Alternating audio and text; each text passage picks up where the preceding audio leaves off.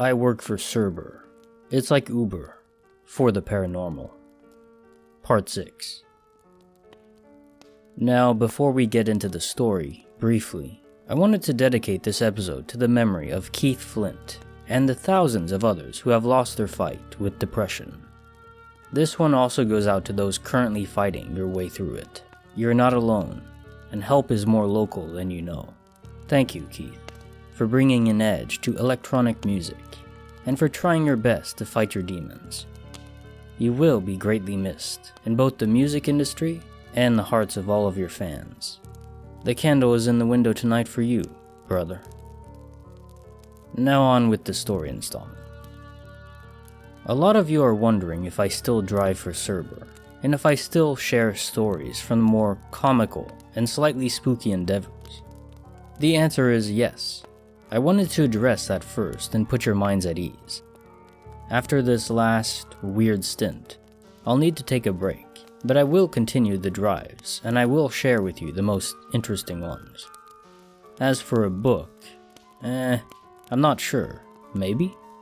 When I reach 25 rides, maybe I'll hire someone to ghostwrite that novel. See what I did there? The location to picking up Michael, don't trip, he said it was fine, was a shanty little bar that looked like it allowed indoor smoking and turned a blind eye to quaaludes. Spelling? Michael was dressed in cowboy boots with an adorable matching hat, a pastel orange western-style shirt, and very neat blue jeans. He resembled either a cop or someone who was trying to be a cowboy for the very first time. Kinda like those Scandinavian folks who are obsessed with westerns and intentionally go to the Alamo without a field trip slip. Westerns are boring, and I'm not sorry for saying it. He almost anxiously got into the front passenger seat of my car.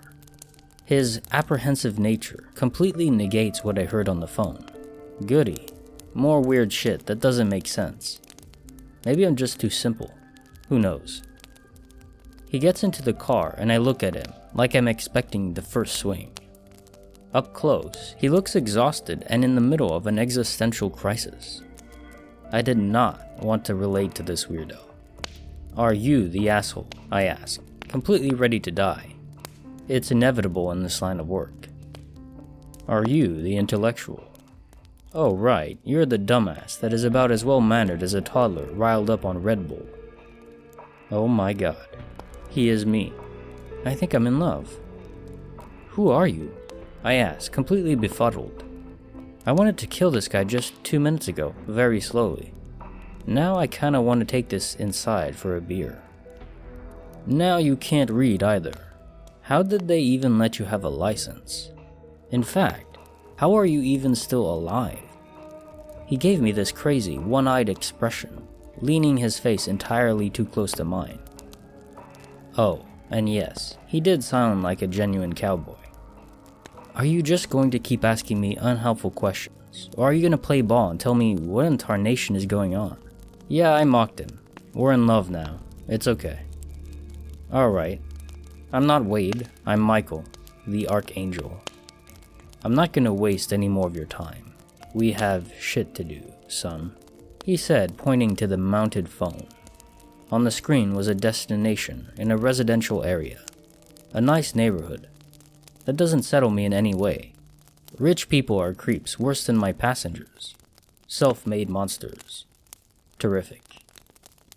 While we make our way there, you mind telling me why you decided to intercept my very well-earned date with death and dismay? I ask, less pushy. Despite enjoying this back-and-forth banter, I figured it was a bad idea to piss off an angel responsible for assembling victorious, ethereal armies. I may be sassy, but I promise I'm not as stupid as I look.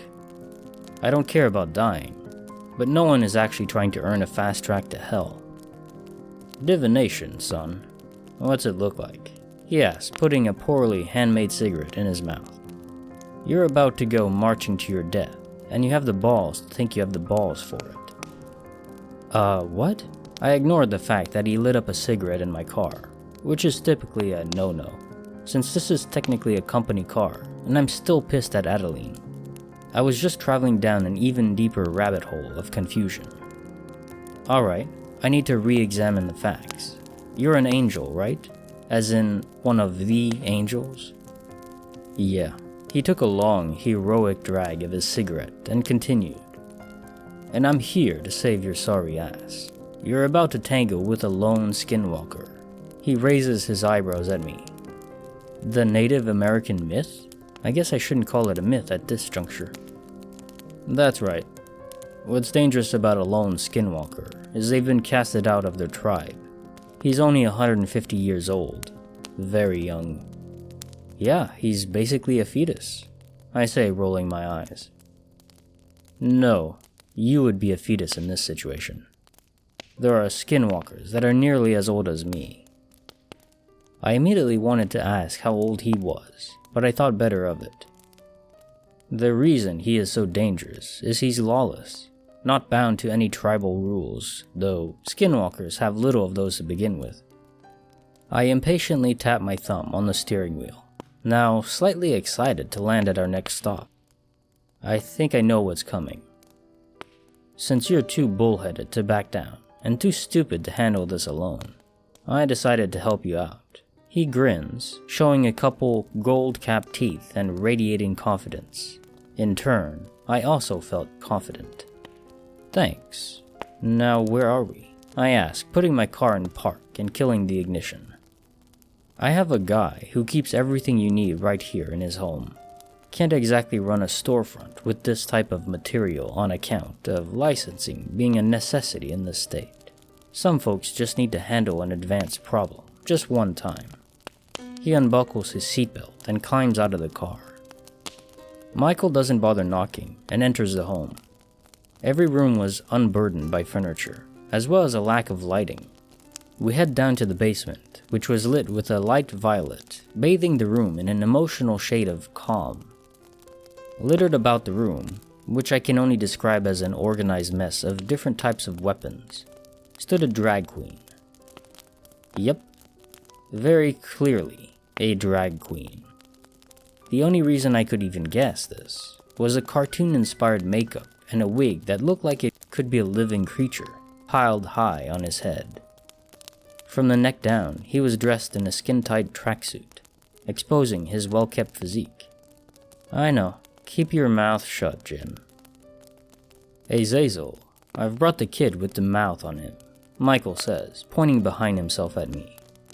In the most flamboyant voice imaginable, Azazel replies, Hey, honey, you're dancing with a skinwalker. Azazel does a mild salsa dance behind his workbench. So I'm told. I'm trying to remain professional, because not only am I standing in the presence of an Archangel, the drag queen standing before me is a demon. I know what Azazel is. Okay, I'm going to give you a 9mm handgun, 2 11-round magazines of pure silver, a Molotov cocktail, and a lighter. Now you can't kill a skinwalker with silver. It'll only slow it down. Do your best to aim for his legs and arms. When a skinwalker dumps its human form, it'll have freakishly quick abilities in both arms and leg, so don't skip any limbs. By the time Azazel was finished giving me these directions, he had piled everything into a backpack. I'm sorry, I have to ask. Both Michael and Azazel were looking at me, as though I was burdening them. Angels and demons work together? Fallen, asshole. I'm fallen. Azazel crosses his arms, glaring at me. Right, you guys actually work together. Yes, Michael replies. Fallen were angels too, once. Not all demons have bad intentions. Some like humans quite a lot and want to maintain a sort of balance. Alright, I grabbed the backpack, completely done with this religious topic. You mind fixing the interception, Michael? I'd really like to finish this. Sure, kid. He waves at Azazel, and we begin our ascent from the basement.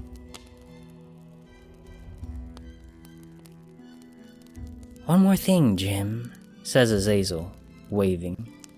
Don't miss. You can't afford to miss. I nod with a smile and say, Thanks, Azazel. He smiles and turns around to finish his original project. As we're walking back to the car, I rehearsed my plan in my mind. I've never actually shot a firearm before, so this was going to be interesting. I've also never had to huck a Molotov before. I may actually die trying to kill this thing. Michael and I get back into the car, and I ask him, "Alright, I have to know, why is Azazel a drag queen?" Michael let out a single chuckle and said, "Well, Azazel was cast out of heaven for teaching humans how to build weapons and put war makeup on. He's always enjoyed cosmetics, so he decided to make it a hobby."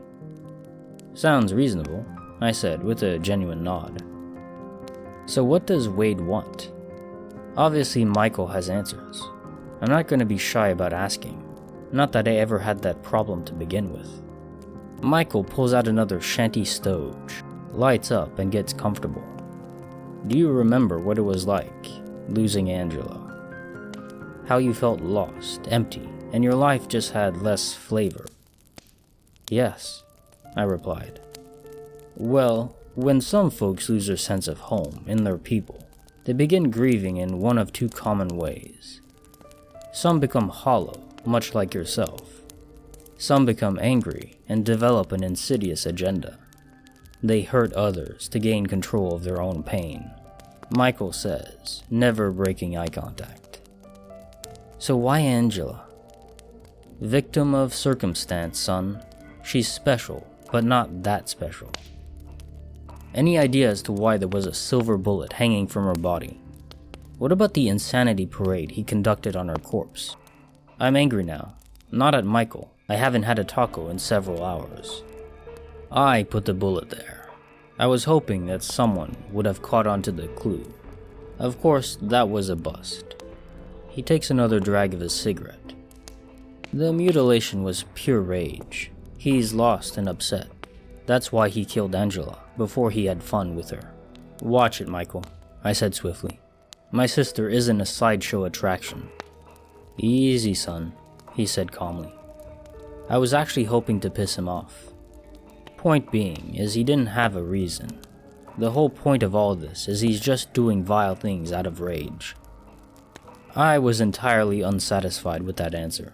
It's one thing to murder someone with intent, but to entirely disregard all life over a temper tantrum is a whole other level of evil. "Do you know where Angela is?" I asked. "She's home, kid," he said, pointing upward.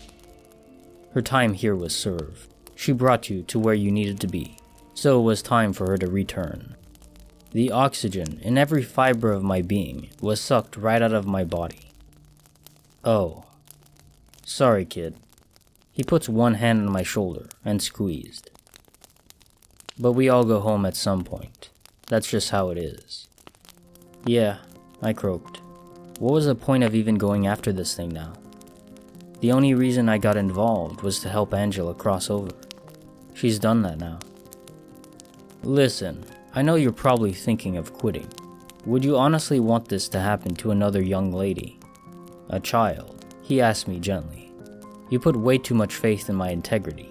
I shook my head, scoffing. "But no, I don't want this to happen to anyone else. I'm gonna finish this." "Good," Michael said, patting me on the shoulder. We spent the rest of the ride in silence, while Michael chain-smoked. I continued to rehearse my plan, and I was losing confidence with every repetition. Maim and set it on fire. Maim and set it on fire. Maim and set it on fire. I pull up in front of the bar I had originally picked Michael up from. Since Michael was not a danger to me in the slightest, his ride ended up being free. That's fine. I was in no position to pout about finances after the free gear to roast my sister's killer. Michael gets out of the car and rounds his way to my window. "You gotta lay off the Mexican food, son. It'll kill you." He half smiled and walked away. "Thanks, Michael," I replied, watching him walk into the bar. I decided that this job was far too much for me. I couldn't possibly do this. Well, not alone. I exit the Cerber app and decided to make a phone call. "Jim?" Borg barks back into the phone. "Borg," I replied, attempting to match his gusto. "Hi, Jim. Feeling better?" I can hear his tusks scrapping the phone as he spoke. Yeah, thanks, Borg. I put the backpack of Arsenal in my backseat. You feel like taking down a skinwalker with me tonight? Borg hates skinwalker. Borg help. Jim have right protection? Jim stupid, Borg have to ask. That gelatinous jovial dick.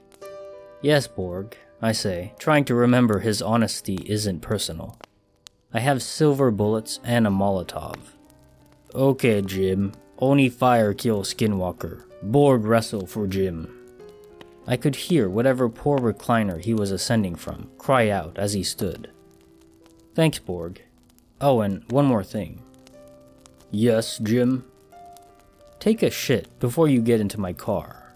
Please. This is Kinetic Symphony. If you've enjoyed this narrated story, please subscribe and like the video to help me grow. Thank you.